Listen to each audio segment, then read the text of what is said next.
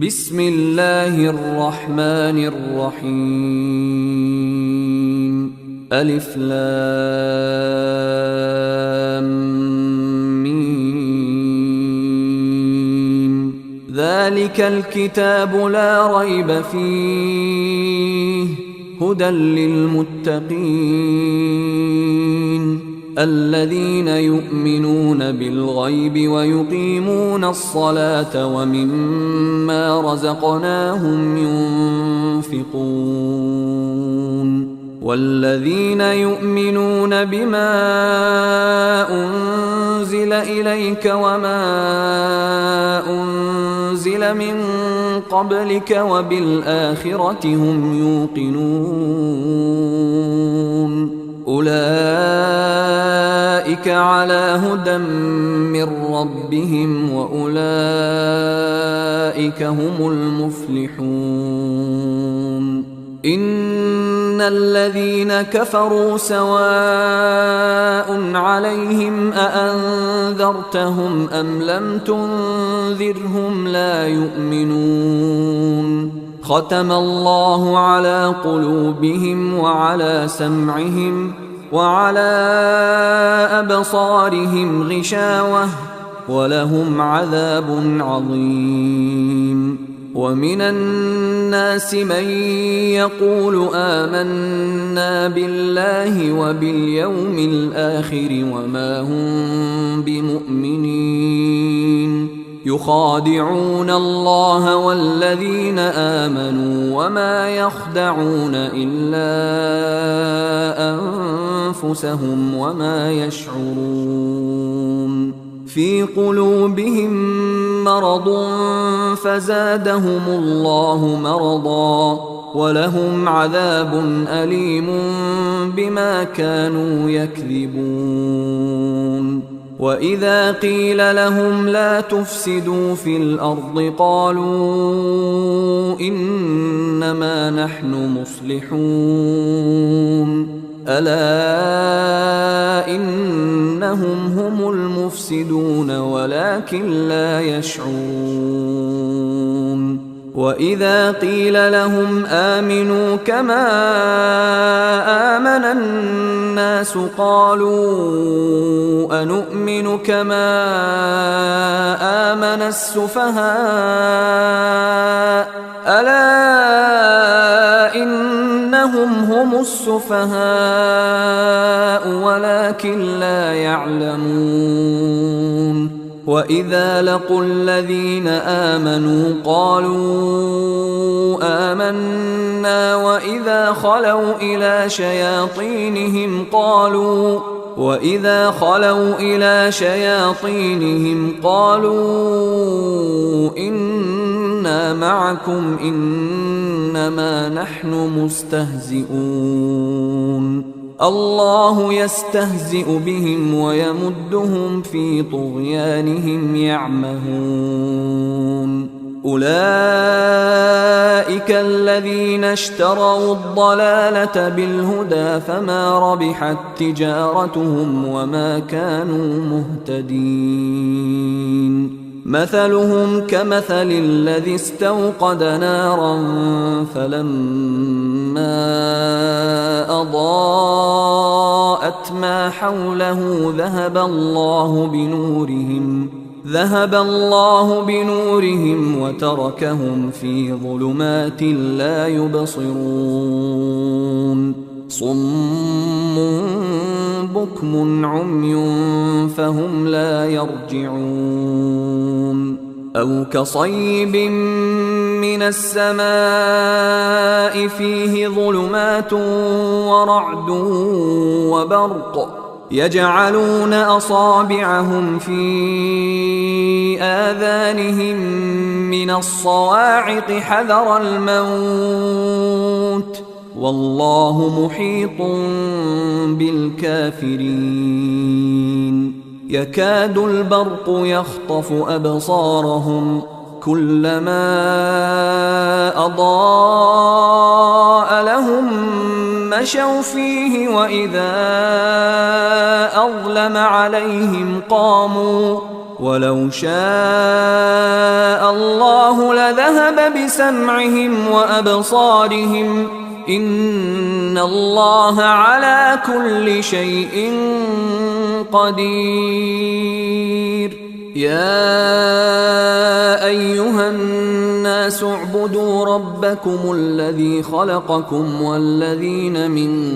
قبلكم لعلكم تتقون. الذي جعل لكم الأرض فراشا والسماء بناء وأنزل من السماء ماء فأخرج به من الثمرات رزقا لكم فلا تجعلوا لله أندادا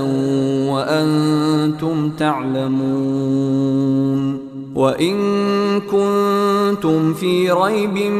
مما نزلنا على عبدنا فأتوا بسورة من مثله وادعوا شهداءكم من دون الله إن كنتم صادقين. فإن لم تفعلوا ولن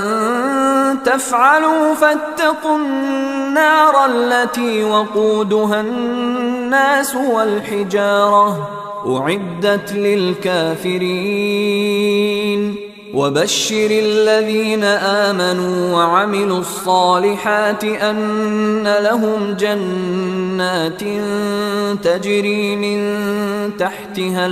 الأنهار كلما رزقوا منها من ثمرة رزقا قالوا هذا الذي رزقنا من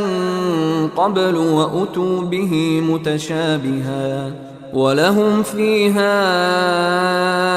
أزواج مطهرة وهم فيها خالدون. إن الله لا يستحيي أن يضرب مثلا ما بعوضة فما فوقها فأما الذين آمنوا فيعلمون أنه الحق من ربهم وأما الذين كفروا فيقولون ماذا أراد الله بهذا مثلا يضل به كثيرا ويهدي به كثيرا وما يضل به إلا الفاسقين الذين ينقضون عهد الله من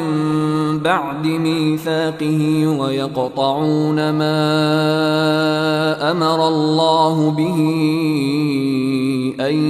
يوصل ويفسدون في الأرض أولئك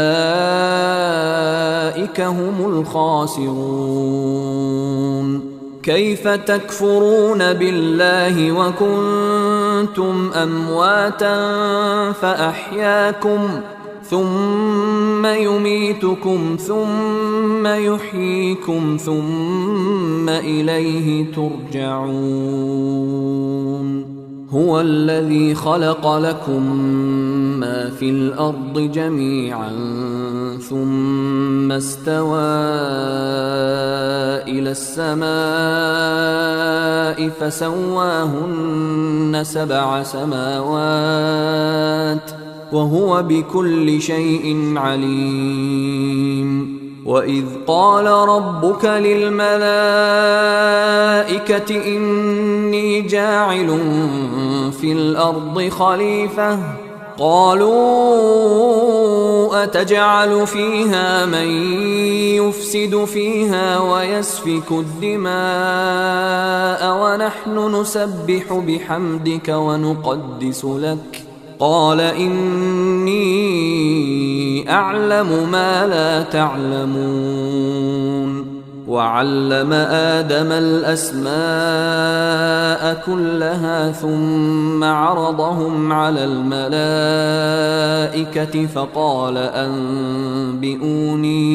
فقال أنبئوني بأسماء هؤلاء إن كنتم صادقين. قالوا سبحانك لا علم لنا إلا ما علمتنا إنك أنت العليم الحكيم. قال يا آدم أنبئهم بأسمائهم فلما أنبأهم بأسمائهم قال ألم أقل لكم إني أعلم غيب السماوات والأرض وأعلم ما تبدون وما كنتم تكتمون. وإذ قلنا للملائكة اسجدوا لآدم فسجدوا إلا إبليس أبى واستكبر وكان من الكافرين. وقلنا يا آدم اسكن أنت وزوجك الجنة وكلا منها رغدا حيث شئتما ولا تقربا هذه الشجرة فتكونا من الظالمين.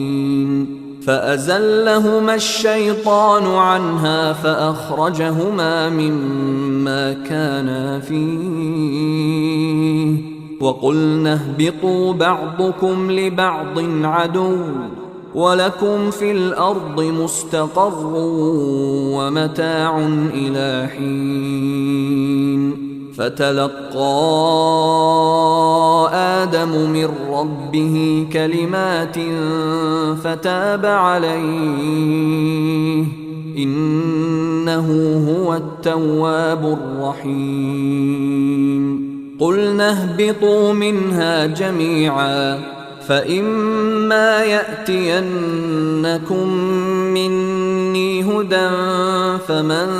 تبع هداي فلا خوف عليهم ولا هم يحزنون. والذين كفروا وكذبوا بآياتنا أولئك أصحاب النار هم فيها خالدون. يا بني إسرائيل اذكروا نعمتي التي أنعمت عليكم وأوفوا بعهدي أوف بعهدكم وإياي فارهبون. وآمنوا بما أنزلت مصدقا لما معكم ولا تكونوا أول كافر به ولا تشتروا بآياتي ثمنا قليلا وإياي فاتقون. ولا تلبسوا الحق بالباطل وتكتموا الحق وأنتم تعلمون. وأقيموا الصلاة وآتوا الزكاة واركعوا مع الراكعين. أتأمرون الناس بالبر وتنسون أنفسكم وأنتم تتلون الكتاب أفلا تعقلون. واستعينوا بالصبر والصلاة وإنها لكبيرة إلا على الخاشعين الذين يظنون أنهم ملاقو ربهم وأنهم إليه راجعون. يا بني إسرائيل اذكروا نعمتي التي أنعمت عليكم وأني فضلتكم على العالمين واتقوا يوما لا تجزي نفس عن نفس شيئا ولا يقبل منها شفاعة ولا يؤخذ منها عدل ولا هم ينصرون. وإذ نجيناكم من آل فرعون يسومونكم سوء العذاب يذبحون أبناءكم ويستحيون نساءكم وفي ذلكم بلاء من ربكم عظيم. وإذ فرقنا بكم البحر فأنجيناكم وأغرقنا آل فرعون وأنتم تنظرون. وإذ واعدنا موسى 40 ليلة ثم اتخذتم العجل من بعده وأنتم ظالمون ثم عفونا عنكم من بعد ذلك لعلكم تشكرون. وإذ آتينا موسى الكتاب والفرقان لعلكم تهتدون. وإذ قال موسى لقومه يا قوم إنكم ظلمتم أنفسكم باتخاذكم العجل فتوبوا إلى بارئكم فاقتلوا أنفسكم ذلكم خير لكم عند بارئكم فتاب عليكم إنه هو التواب الرحيم. وإذ قلتم يا موسى لن نؤمن لك حتى نرى الله جهرة فأخذتكم الصاعقة وأنتم تنظرون. ثم بعثناكم من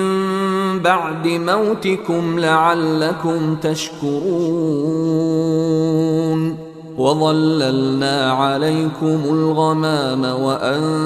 وأنزلنا عليكم المن والسلوى كلوا من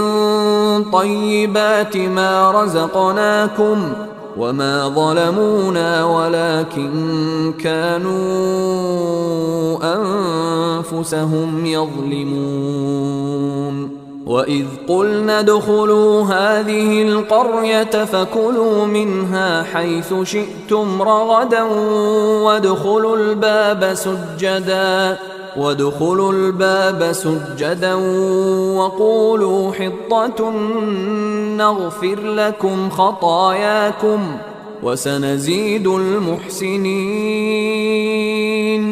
فبدل الذين ظلموا قولا غير الذي قيل لهم فأنزلنا على الذين ظلموا رجزا من السماء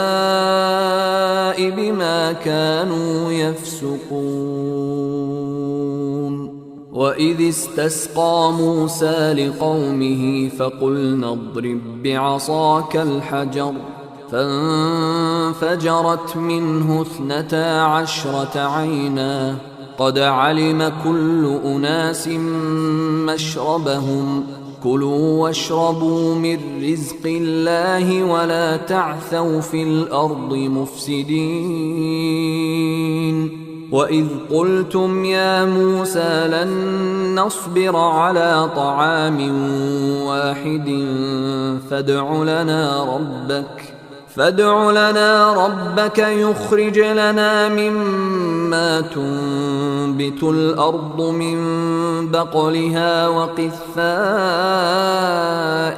وفومها وعدسها وبصلها. قال أتستبدلون الذي هو أدنى بالذي هو خير اهبطوا مصرا فإن لكم ما سألتم وضربت عليهم الذلة والمسكنة وباءوا بغضب من الله ذلك بأنهم كانوا يكفرون بآيات الله ويقتلون النبيين بغير الحق ذلك بما عصوا وكانوا يعتدون. إن الذين آمنوا والذين هادوا والنصارى والصابئين من آمن بالله واليوم الآخر وعمل صالحا فلهم أجرهم عند ربهم ولا خوف عليهم ولا هم يحزنون. وإذ أخذنا ميثاقكم ورفعنا فوقكم الطور خذوا ما آتيناكم بقوة واذكروا ما فيه لعلكم تتقون. ثم توليتم من بعد ذلك فلولا فضل الله عليكم ورحمته لكنتم من الخاسرين. ولقد علمتم الذين اعتدوا منكم في السبت فقلنا لهم كونوا قردة خاسئين فجعلناها نكالا لما بين يديها وما خلفها وموعظة للمتقين. وإذ قال موسى لقومه إن الله يأمركم أن تذبحوا بقرة قالوا أتتخذنا هزوا قال أعوذ بالله أن أكون من الجاهلين. قالوا ادع لنا ربك يبين لنا ما هي قال إنه يقول إنها بقرة لا فارض ولا بكر عوان بين ذلك فافعلوا ما تؤمرون. قالوا ادع لنا ربك يبين لنا ما لونها قال إنه يقول إنها بقرة صفراء فاقع لونها تسر الناظرين. قالوا ادع لنا ربك يبين لنا ما هي إن البقرة شابه علينا وإنا إن شاء الله لمهتدون. قال إنه يقول إنها بقرة لا ذلول تثير الأرض ولا تسقي الحرث مسلمة لا شية فيها. قالوا الآن جئت بالحق فذبحوها وما كادوا يفعلون. وإذ قتلتم نفسا فادارأتم فيها والله مخرج ما كنتم تكتمون. فقلنا اضربوه ببعضها كذلك يحيي الله الموتى ويريكم آياته لعلكم تعقلون. ثم قست قلوبكم من بعد ذلك فهي كالحجارة أو أشد قسوة وإن من الحجارة لما يتفجر منه الأنهار وإن منها لما يشقق فيخرج منه الماء وإن منها لما يهبط من خشية الله وما الله بغافل عما تعملون أفتطمعون أن يؤمنوا لكم وقد كان فريق منهم يسمعون كلام الله ثم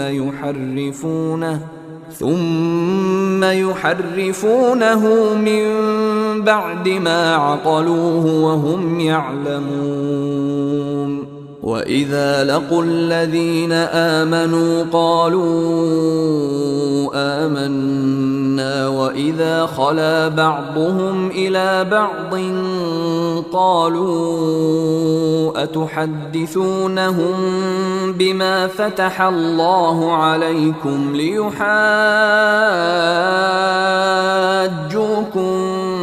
به عند ربكم أفلا تعقلون أولا يعلمون أن الله يعلم ما يسرون وما يعلنون ومنهم أميون لا يعلمون الكتاب إلا أماني وإن هم إلا يظنون فويل للذين يكتبون الكتاب بأيديهم ثم يقولون هذا من عند الله ليشتروا به ثمنا قليلا فويل لهم مما كتبت أيديهم وويل لهم مما يكسبون وقالوا لن تمسنا النار إلا أياما معدودة قل أتخذتم عند الله عهدا فلن يخلف الله عهده أم تقولون على الله ما لا تعلمون بلى من كسب سيئة وأحاطت به خطيئته فأولئك أصحاب النار هم فيها خالدون والذين آمنوا وعملوا الصالحات أولئك أصحاب الجنة هم فيها خالدون وإذ أخذنا ميثاق بني إسرائيل لا تعبدون إلا الله وبالوالدين إحسانا وذي القربى واليتامى والمساكين وقولوا للناس حسنا وأقيموا الصلاة وآتوا الزكاة ثم توليتم إلا قليلا منكم وأنتم معرضون وإذ أخذنا ميثاقكم لا تسفكون دماءكم ولا تخرجون أنفسكم من دياركم ثم أقررتم وأنتم تشهدون ثم أنتم هؤلاء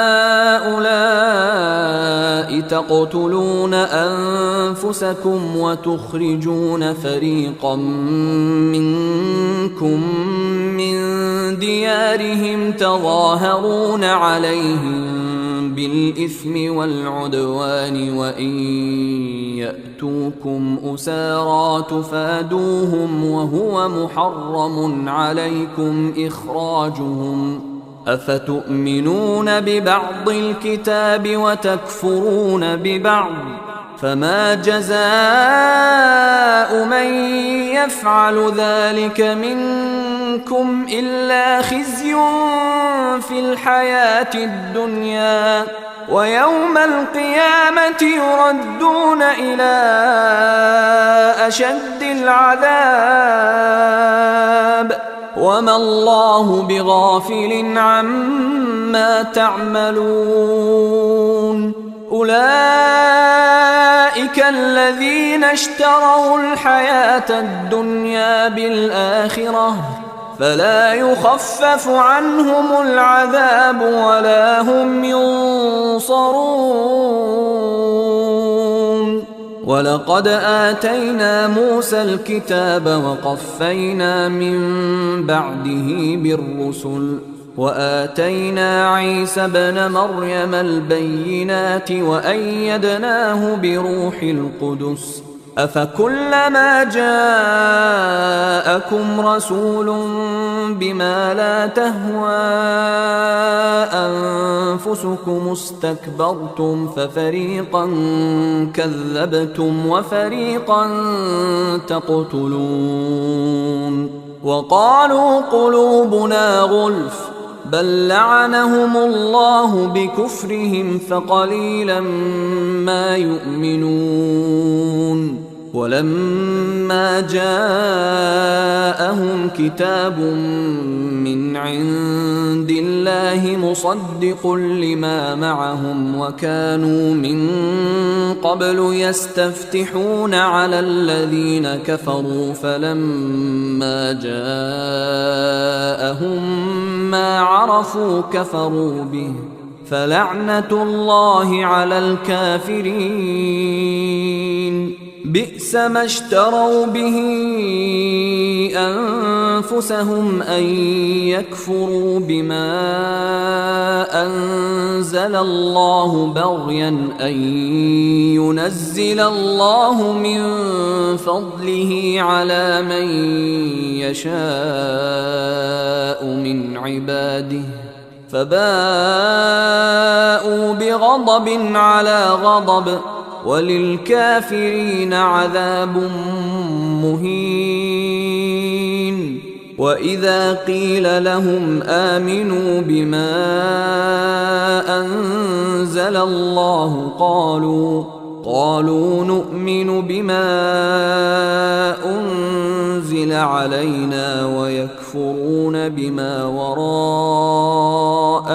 وهو الحق مصدقا لما معهم قل فلم تقتلون أنبياء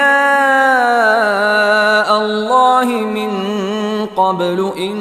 كنتم مؤمنين ولقد جاءكم موسى بالبينات ثم اتخذتم العجل من بعده وأنتم ظالمون وإذ أخذنا ميثاقكم ورفعنا فوقكم الطور خذوا ما آتيناكم بقوة واسمعوا قالوا سمعنا وعصينا وأشربوا في قلوبهم العجل بكفرهم قل بئس ما يأمركم به إيمانكم إن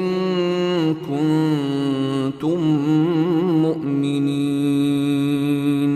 قل إن كانت لكم الدار الآخرة عند الله خالصة من دون الناس فتمنوا الموت إن كنتم صادقين ولن يتمنوه أبدا بما قدمت أيديهم والله عليم بالظالمين ولتجدنهم أحرص الناس على حياة ومن الذين أشركوا يود أحدهم لو يعمر 1000 سنة وما هو بمزحزحه من العذاب أن يعمر والله بصير بما يعملون قل من كان عدوا لجبريل فإنه نزله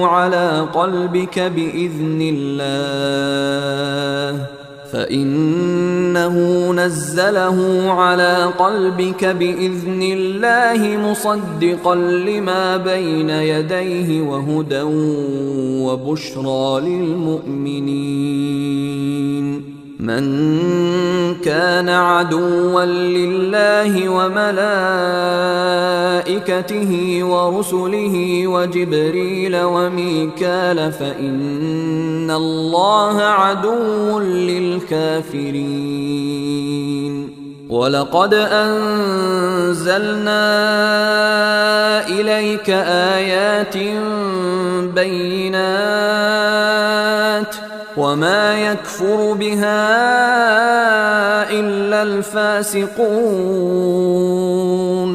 أوكلما عاهدوا عهدا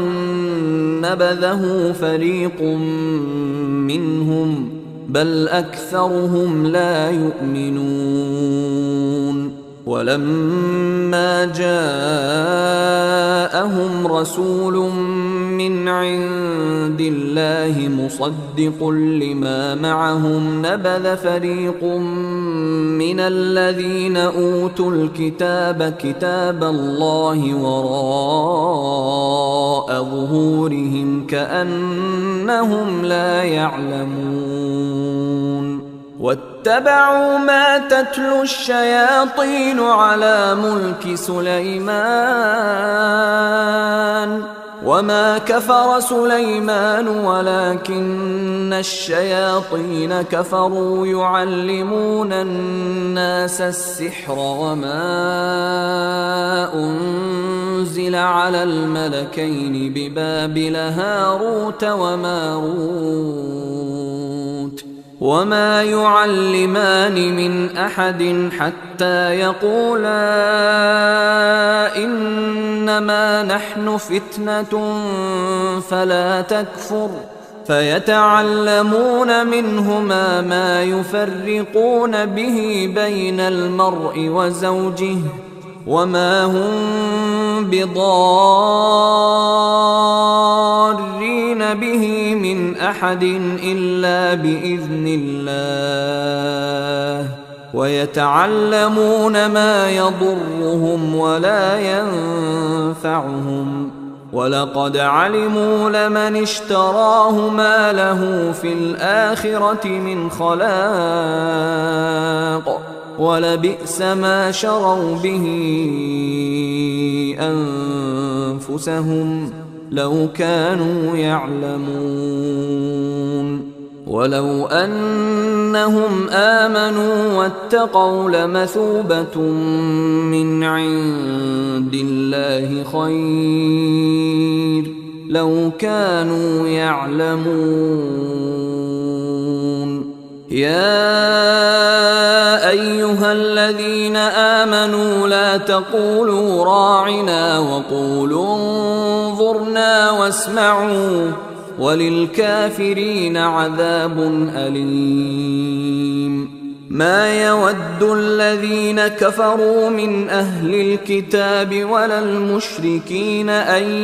ينزل عليكم من خير من ربكم والله يختص برحمته من يشاء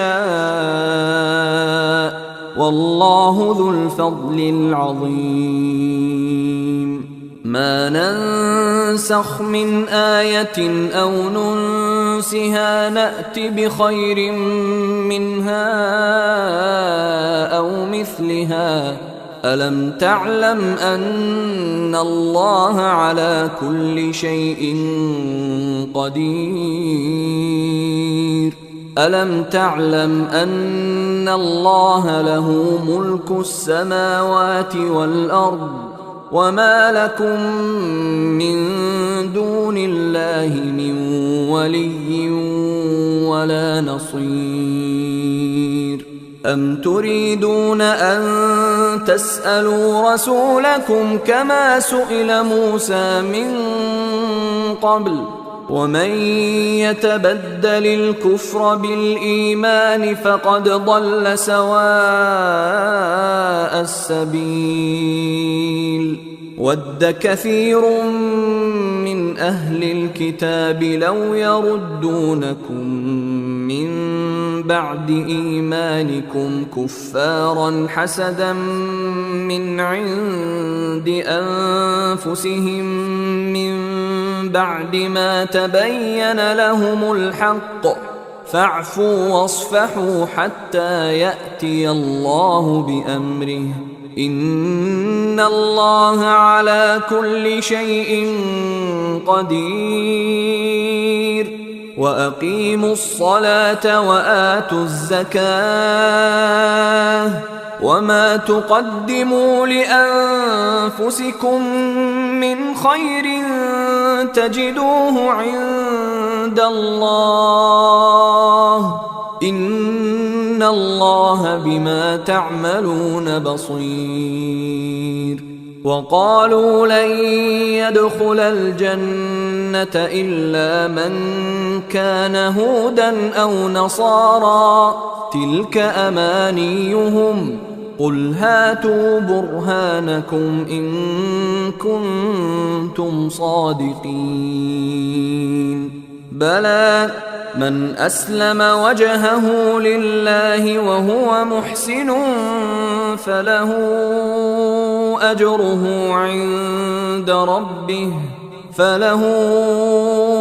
أجره عند ربه ولا خوف عليهم ولا هم يحزنون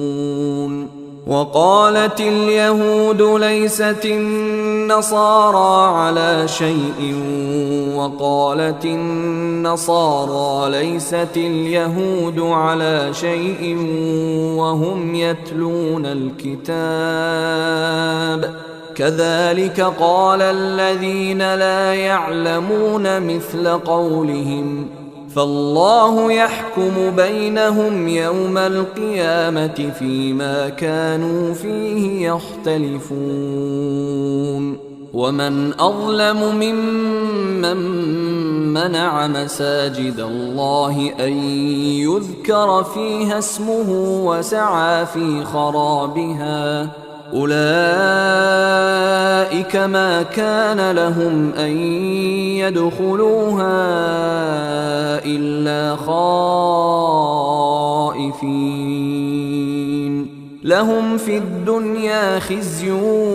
ولهم في الآخرة عذاب عظيم ولله المشرق والمغرب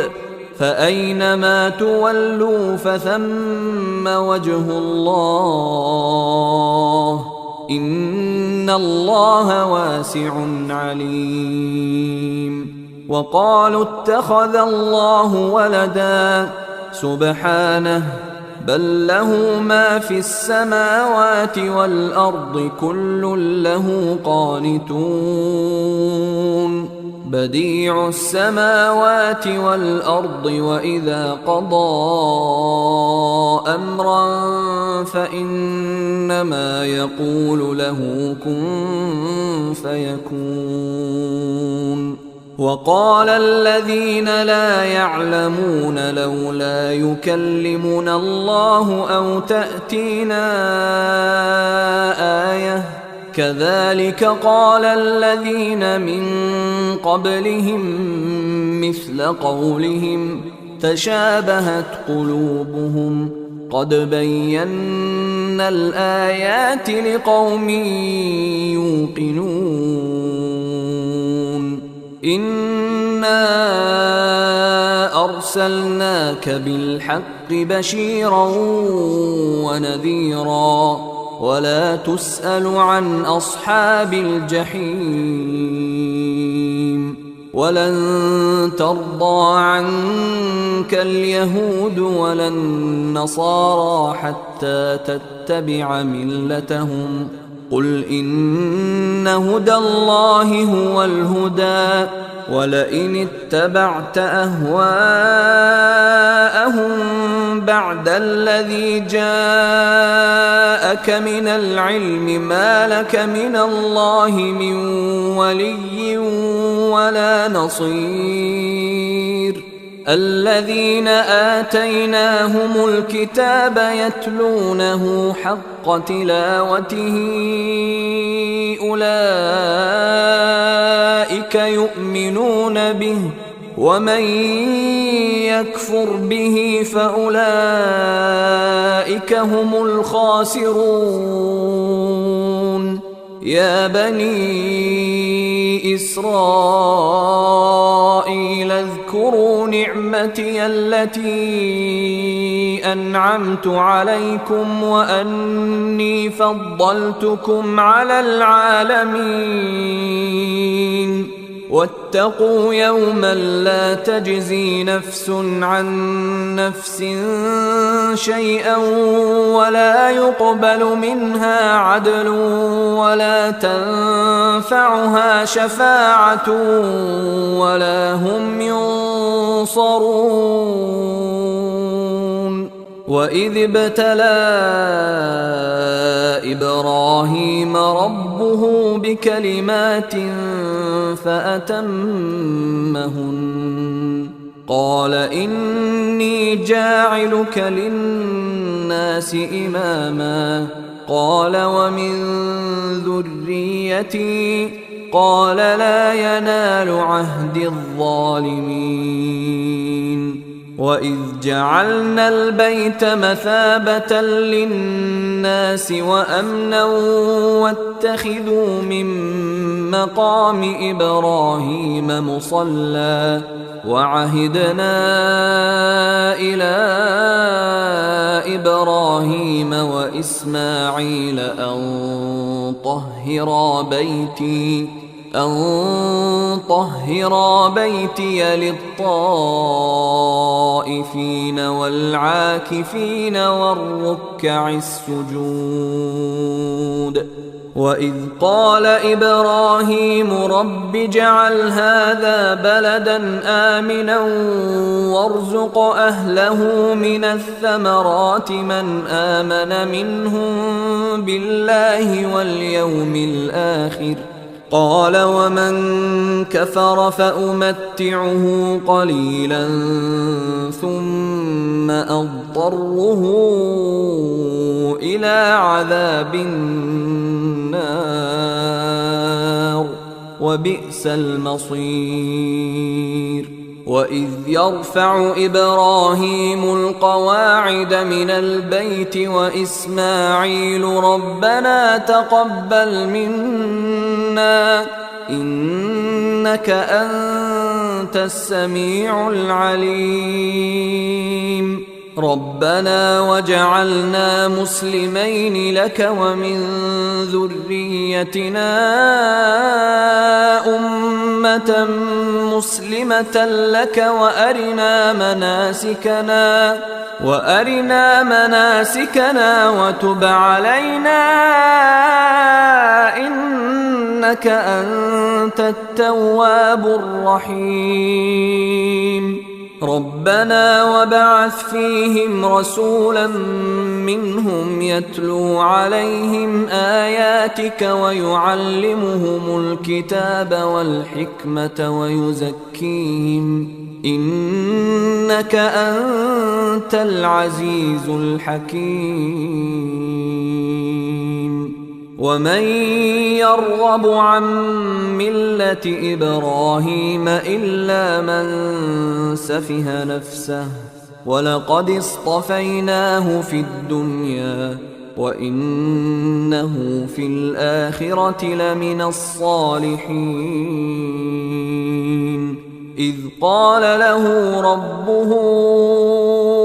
أسلم قال أسلمت لرب العالمين ووصى بها إبراهيم بنيه ويعقوب يا بني إن الله اصطفى لكم الدين فلا تموتن إلا وأنتم مسلمون. أم كنتم شهداء إذ حضر يعقوب الموت إذ قال لبنيه ما تعبدون من بعدي قالوا نعبد إلهك وإله آبائك إبراهيم وإسماعيل وإسحاق إلها واحدا ونحن له مسلمون. تلك أمة قد خلت لها ما كسبت ولكم ما كسبتم ولا تسألون عما كانوا يعملون. وقالوا كونوا هودا أو نصارى تهتدوا قل بل ملة إبراهيم حنيفا وما كان من المشركين. قولوا آمنا بالله وما أنزل إلينا وما أنزل إلى إبراهيم وإسماعيل وإسحاق ويعقوب والأسباط وما أوتي موسى وعيسى وما أوتي النبيون من ربهم لا نفرق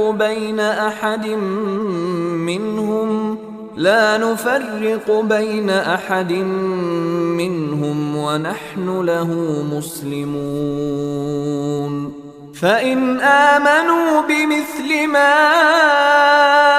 آمنتم به فقد اهتدوا وإن تولوا فإنما هم في شقاق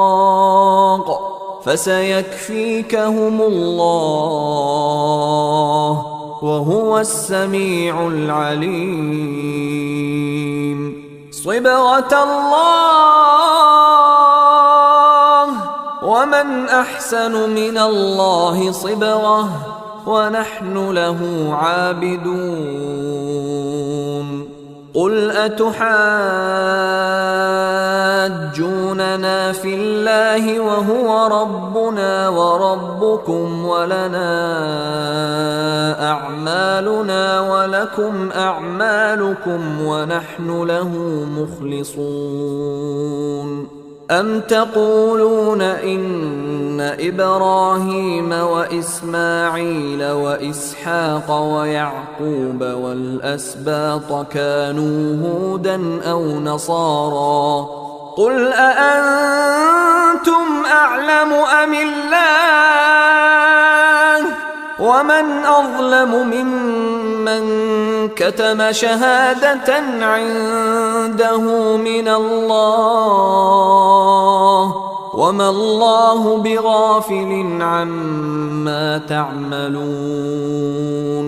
تلك أمة قد خلت لها ما كسبت ولكم ما كسبتم ولا تسألون عما كانوا يعملون. سيقول السفهاء من الناس ما ولاهم عن قبلتهم التي كانوا عليها قل لله المشرق والمغرب يهدي من يشاء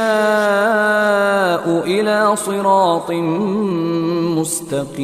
مستقيم. وكذلك جعلناكم أمة وسطا لتكونوا شهداء